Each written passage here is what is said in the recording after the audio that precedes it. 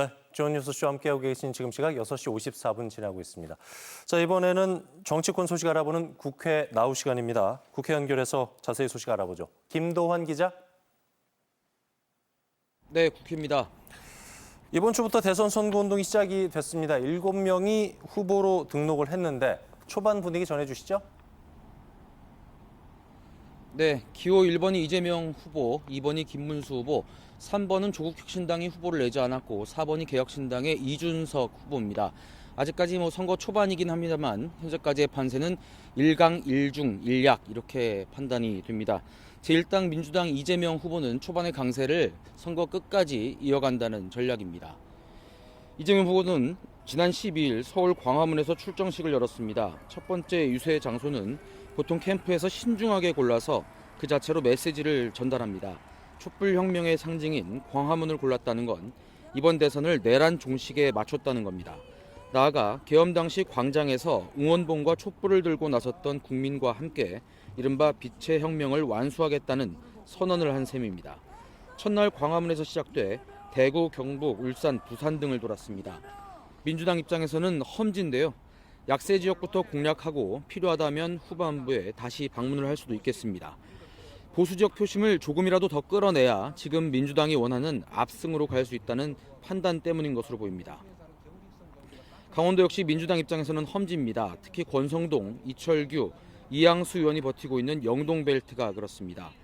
이광재, 우상호 등 강원도 강풍 유세단도 골목골목을 돌며 지지를 호소하고 있습니다. 아직 이재명 후보의 강원도 방문 일정은 나오지 않았습니다만 공식 선거운동 전에 이미 1박 2일 일정으로 다녀간 바가 있습니다. 강원도 표가 얼마 없는 게 사실입니다만 17대 대선 이명박 대통령 당선부터 박근혜, 문재인, 윤석열 대통령까지 강원도에서 1등이 전체 대선 결과와 일치해왔습니다. 민주당도 이런 점에 주목하고 있습니다. 네, 이번엔 국민의힘 쪽 상황을 좀 보도록 하겠습니다. 막판까지 정말 초유의 후보 교체 소동까지 벌였었는데 어느 정도 봉합을 하고 선거운동에 임하고 있는 것 같아요. 권성동 원내대표도 선대위원장을 맡았더군요. 네, 국민의힘 쪽이 조금 복잡합니다. 말씀하신 대로 권성동 의원이 원내대표들에 유임되긴 했습니다만 이양수 사무총장 그리고 권영세 비대위원장은 교체됐습니다. 후보 등록 직전까지도 극심한 내용을 겪었기 때문에 일단 갈등을 덮어두고 선거 전에 임하고 있습니다. 국민의힘 김문수 후보는 첫 유세를 서울 가락시장에서 시작했습니다. 서민 경제를 살리겠다 이런 메시지를 전달한 셈입니다. 이후엔 대구, 부산, 창원 등 영남권을 돌며 보수 결집을 시도하고 있습니다. 다만 골칫거리가 있습니다. 가장 큰 게 윤석열 전 대통령의 탈당 문제입니다. 사실 국민의힘 입장에서는 계엄으로 이번 조기 대선을 촉발한 윤 전 대통령이 언급 안 되는 게 가장 좋겠는데 그렇지가 않습니다.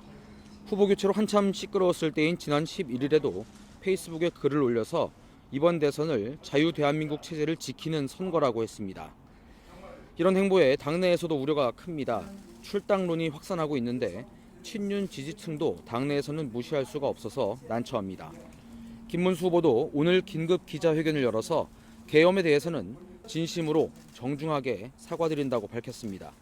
기존 입장과는 조금 달라지긴 한 건데 정작 윤 전 대통령 탈당에 대해서는 본인이 판단할 문제라고 한 발 물러섰습니다. 오는 18일이 첫 TV 토론회입니다. 늦어도 이전까지는 탈당이든 출당이든 결단을 내야 한다는 목소리가 높아지고 있습니다. 또 하나는 홍준표 전 시장입니다. 경선 탈당과 정계 은퇴를 선언하고도 국민의힘 비판을 이어가고 있습니다. 2번 탄핵당한 당과는 절연하지 않을 수 없다. 또 정남이 떨어져 근처에도 가기 싫다. 이런 말들을 하고 있습니다. 홍 전 시장 지지자 일부는 이재명 후보 지지를 선언하기도 했습니다. 급기야 권성동 원내대표가 어제 SNS를 통해 홍 전 시장에게 선배님이라고 하면서 모든 노여움을 자신에게 돌리고 김문수와 함께 해달라고 정말 간곡하게 부탁했습니다. 국민의힘의 고민이 엿보이는 대목입니다. 네, 끝으로 김 기자가 바라본 국회 날씨 전해주시죠. 네, 일단 맑은 봄 날씨가 이어질 것 같기는 한데 중도 쪽에 기압골이 강하게 형성이 되어 있습니다. 이 기압골이 어떻게 움직이냐에 따라서 날씨도 변할 수 있을 것 같습니다. 지금까지 국회에서 전해드렸습니다. 네, 봄 날씨 뭐 변덕스러운 거야 이렇게 알고 있었지만 올 봄의 날씨는 역시 좀 고약하군요. 갑자기 천둥 번개치고 소나기 내릴 수 있으니까 날씨 예보에 좀 더 귀를 기울여야겠네요. 지금까지 국회 나우 김도환 기자와 함께했습니다.